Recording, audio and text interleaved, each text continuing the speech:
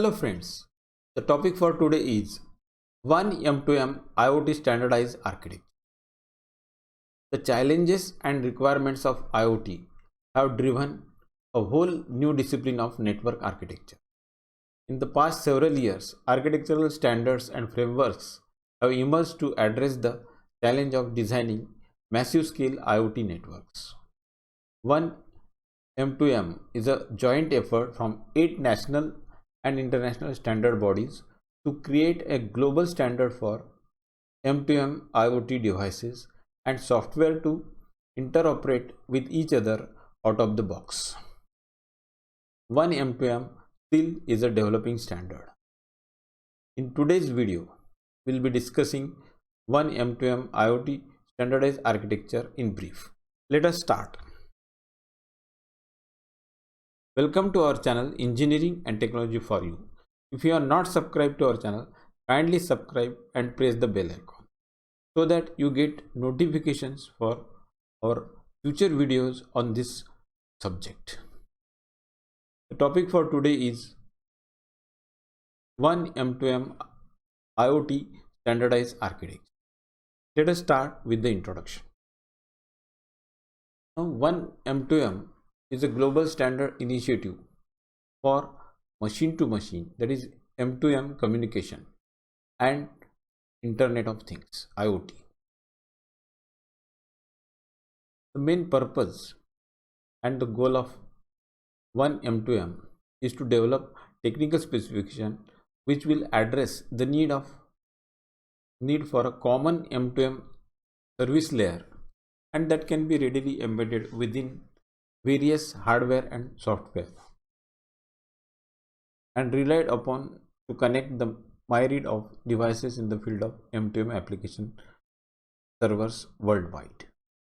See, already the M2M application servers are present worldwide, and when we are developing the IoT, if we can make use of the M2M application servers, it will be better.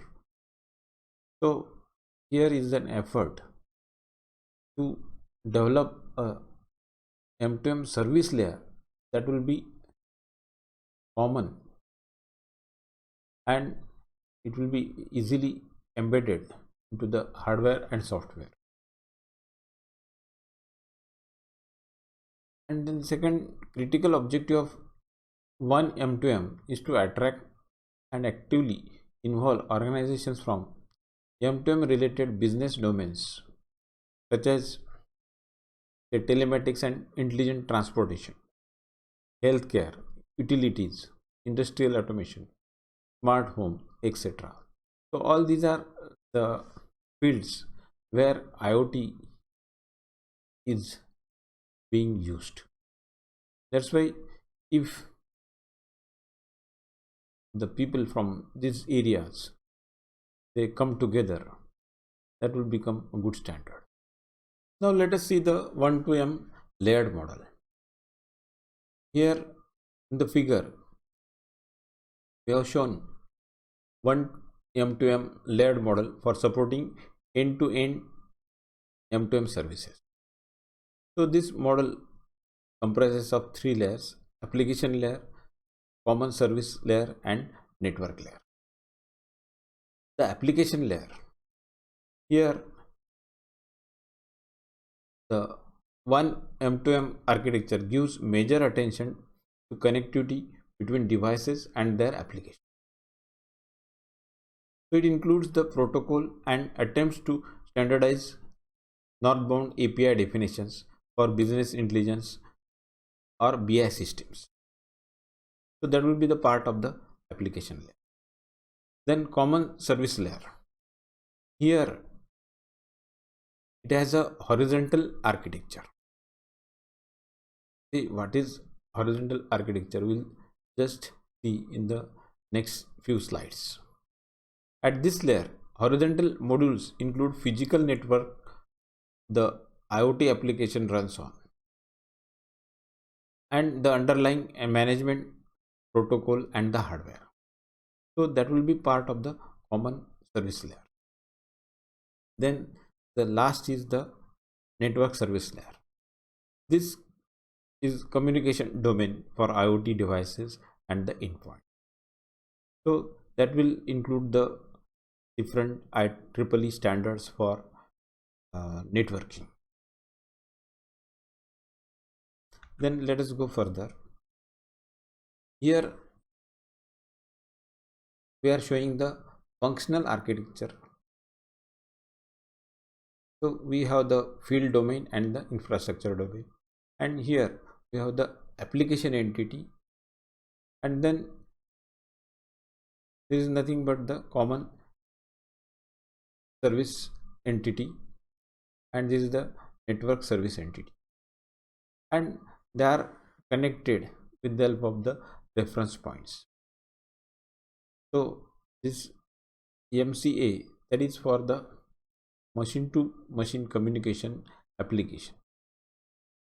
Then MCN is for the machine to machine communication network. So they will communicate with the different entities with the help of these reference points, and this will be connecting to the infrastructure domain of the other service provider. So that will be through the MCC reference point, because on the other side also we'll have the CSE, that is a common service entity. Then let us see the functions of this functional architecture.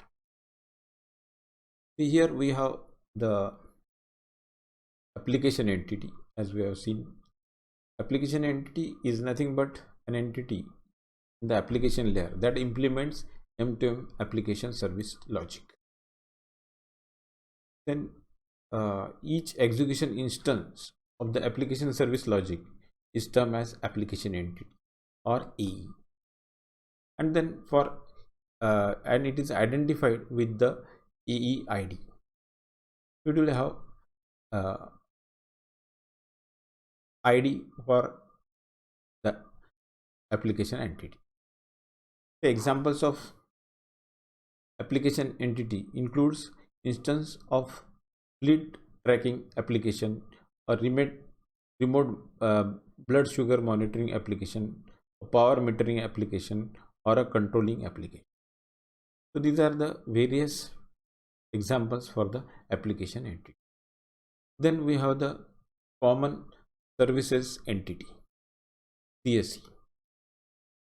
So it will represent an instantiation of the set of common service functions of the M2M environment. So each common service entity is again identified with a unique CSE ID. So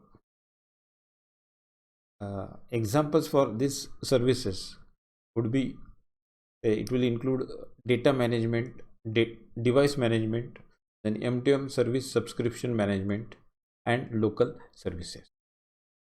So these common services, they are shared by many applications. That's why we have to manage the different services with the help of these different management modules. Then the third part is the network service entity, that is NSE. So NSE entity provides services from the underlying network to the common service entity, CSE. Here the examples of such services will include device management, location service, and device triggering. No particular organization of the NSE is assumed. So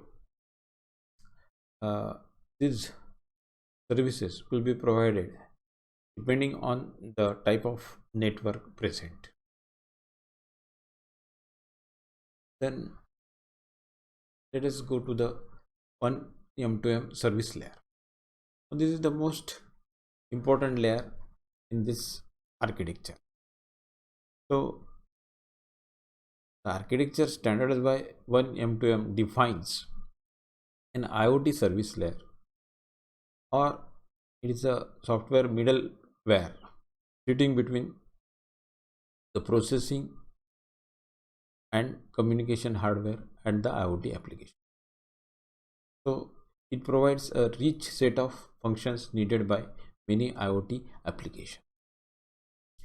So it will support the secure end-to-end data control exchange between IoT devices and custom applications, providing functions for proper identification, authentication, authorization, and encryption. So all these functions, they are necessary for secure communication. Then apart from this, it will provide remote provisioning and activation. So remotely we can activate the device, and then connectivity setup, buffering, scheduling, synchronization, all these functions will be supported. Then apart from that, aggregation, group communication, and device management. So these are the different say functions which are provided. Then let us go further. One M2M service layer is implemented as a software layer, and it sits between the IoT application and the processing or communication hardware. And operating system elements that provide data storage, processing, and transport, so with the help of the IP protocol.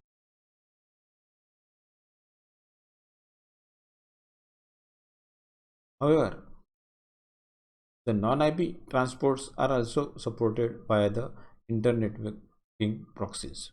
So with the help of the proxy servers, we can go for the non-IP transports. Then one M2M service layer provides commonly needed functions for IoT applications across different industry segments. So here different industry segment means say healthcare, then automation, energy, so then smart home. So those are the different industry segments where we are using the IoT applications.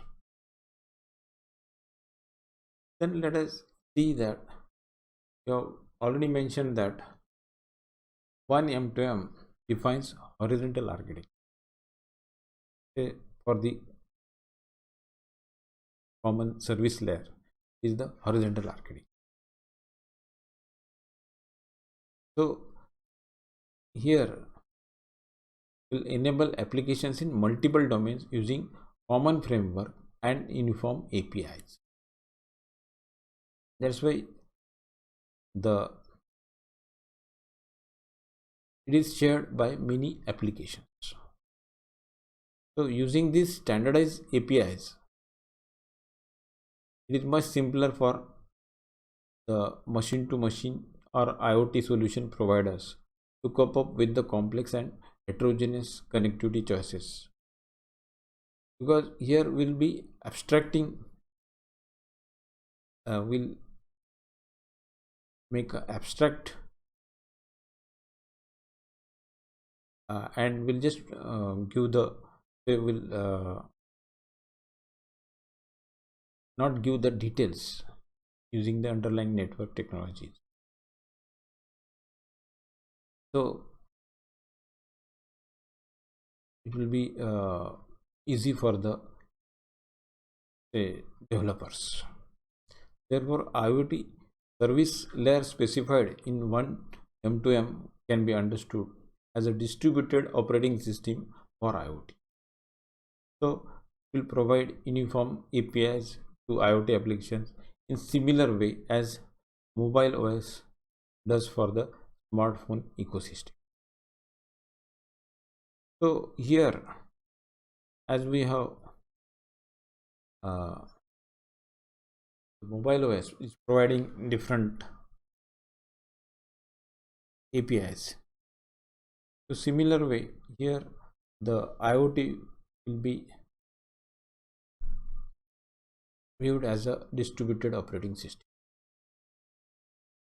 So therefore the application developer can focus on the process business logic of the use case to be implemented and doesn't need to worry about how exactly the underlying layers work, because we are providing the abstract view.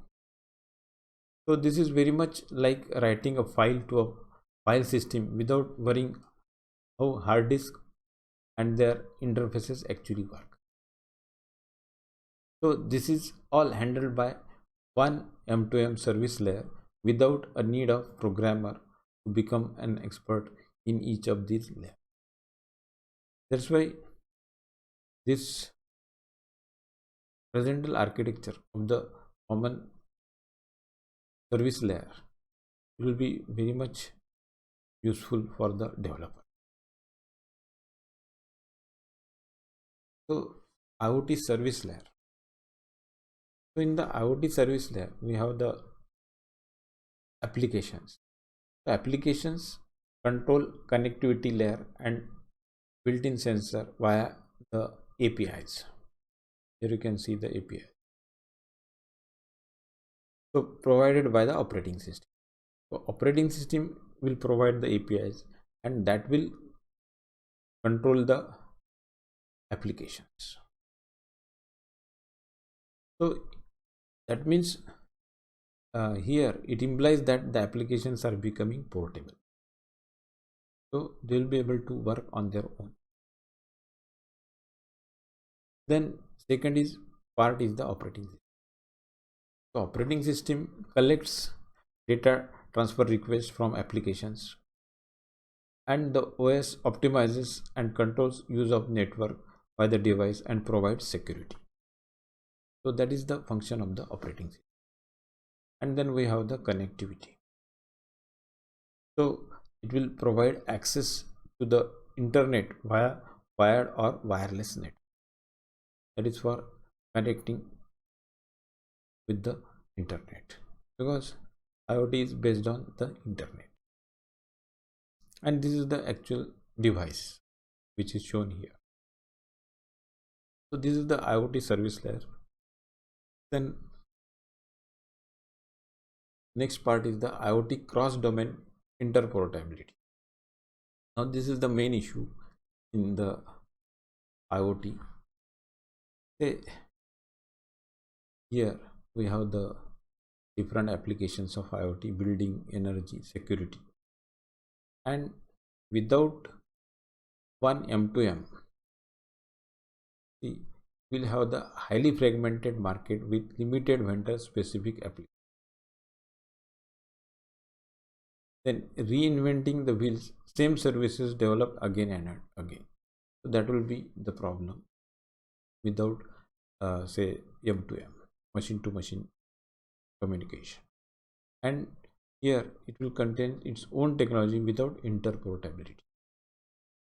So that's why here it is shown here: existing ICT infra and dedicated device. That will be for the building or say smart home, smart cities. And then energy, again here we have the dedicated device and existing ICT infrastructure. Security, again we will have the dedicated. Whereas in case with M2M,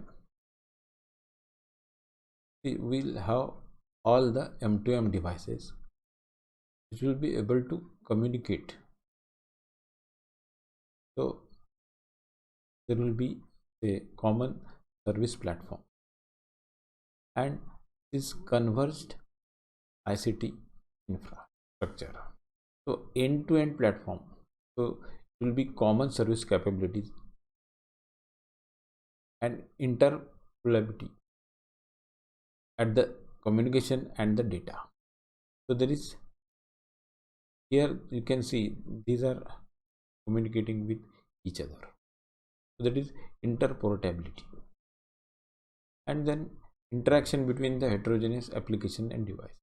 So there is a interaction between the devices and the application. You can see here it is shown this way. So that's why the cross-domain interportability will be achieved with the help of common service and the M2M devices. Then let us summarize whatever we have discussed so far. The first point is the M2M service layer corresponds to software framework located between IoT applications and communication hardware software. So that provides the storage, connectivity and data transfer. Then second point, it provides functions that IoT applications across different industry segments. Okay, here